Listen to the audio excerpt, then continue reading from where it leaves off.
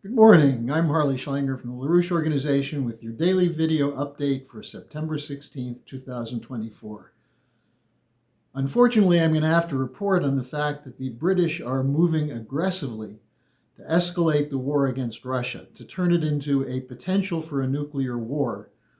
And this was the outcome of a series of events over the weekend, including the Friday meeting between the alleged President Joe Biden and British Prime Minister Starmer. They announced that they have not reached a decision yet. They're postponing an announcement of whether they will provide Ukraine with the right to use long-range missiles, in this case the British Storm Shadow missiles, to target inside Russia. But in the meantime, Secretary of State Blinken and British Foreign Secretary Lammy were in Kiev. They were a part of this escalation. The British war hawks are on a rampage. There was a statement issued by a group of Tories, including former Defense Secretaries Shapp and Wallace, as well as former Prime Minister Boris Johnson, urging Starmer to go ahead with the deployment of the missiles and the go-ahead to Ukraine. And they said any further delay will embolden Putin. Now remember, the Tories were crushed in the last election, but Starmer is moving along this war hawk path. While he was in Washington, he met with representatives of the defense and aerospace sector at the British Embassy in the meeting after Biden. Now, Putin has been consistent, as has Lavrov and others, warning that giving Zelensky the approval to strike within Russia is the equivalent of declaring war against Russia, and that the Russians will have to respond to that. Now, there was a US-UK Strategic Dialogue Conference, September 10th and 11th, and the agreement was not only to press ahead with Russia, but to expand global NATO with joint military financial efforts to succeed in Ukraine, as well as to coordinate activities in the Indo-Pacific. A global war to defend the empire. And defend it from what? Now, the Schiller Institute is escalating our mobilization to make it evident to everyone in the West that this is a danger that is not in any way a protection of your life or your interests. There's no imminent plan for Russia to invade Europe. There's no plan for the Chinese to overwhelm the United States. What we're seeing is a collapse of an empire, and that's what they're responding to. But you see in every area the escalation of a pre-war mobilization. For example, a fact sheet released by Blinken and the State Department is now demanding that other nations join the censorship campaign against RT and other Russian news agencies, and anyone who works with them. It's an all-out war against free press, as well as against freedom of speech. Anyone who doesn't support the war against Russia could be targeted as a so-called Russian agent. And this is the only way to look at something like this is as a pre-war deployment to stifle any opposition.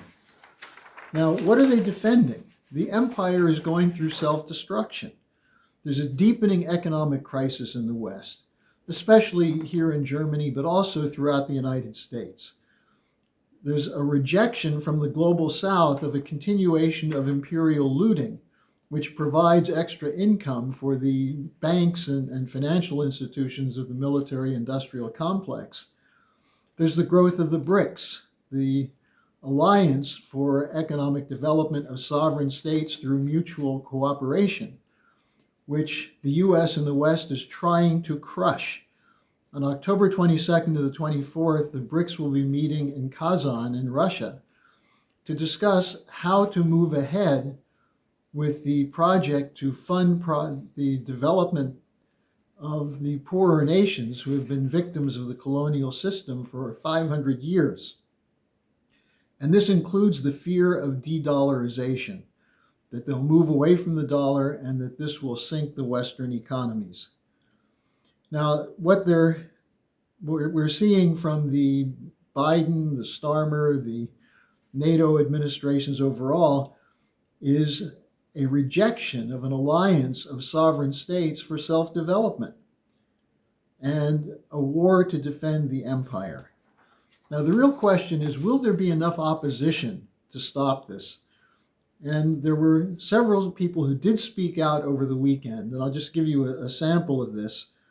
One was Donald Trump, who in his rally in Las Vegas on Friday warned of a nuclear holocaust if we're not careful. He said, you're going to end up in World War III. You're going to have a nuclear holocaust if we're not careful.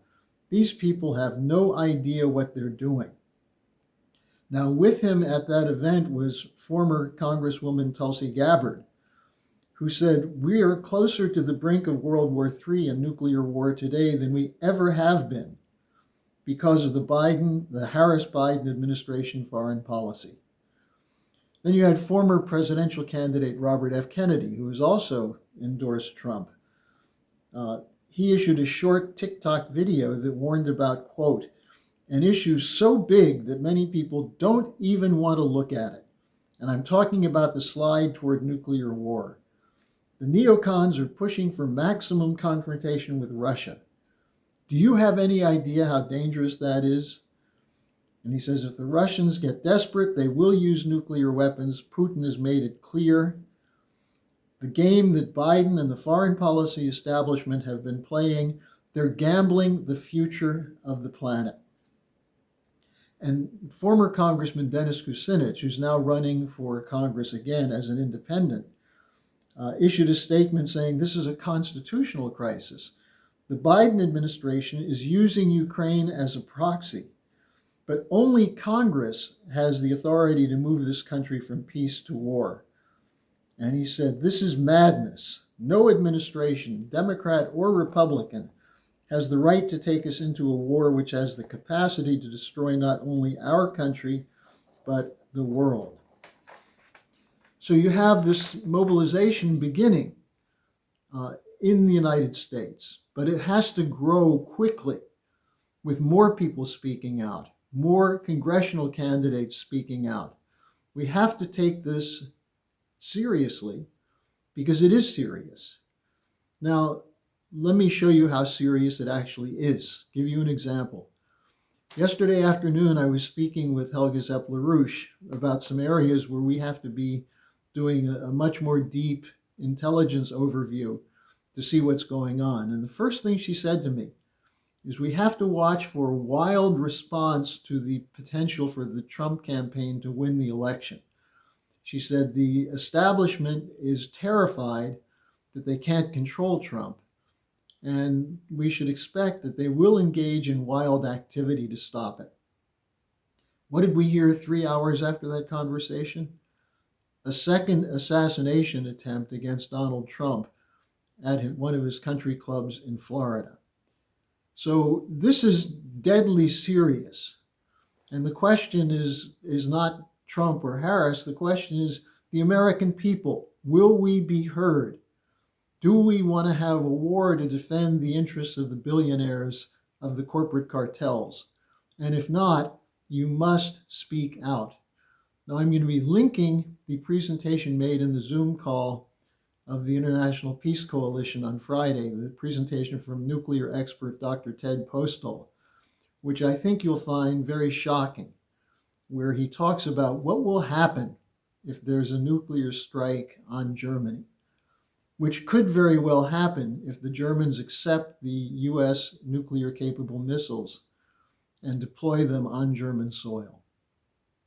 So there's no time to spare. It's urgent that people get involved, and I'll leave it at that. But take the time to watch the Postol statement because it is quite frightening and it's also accurate.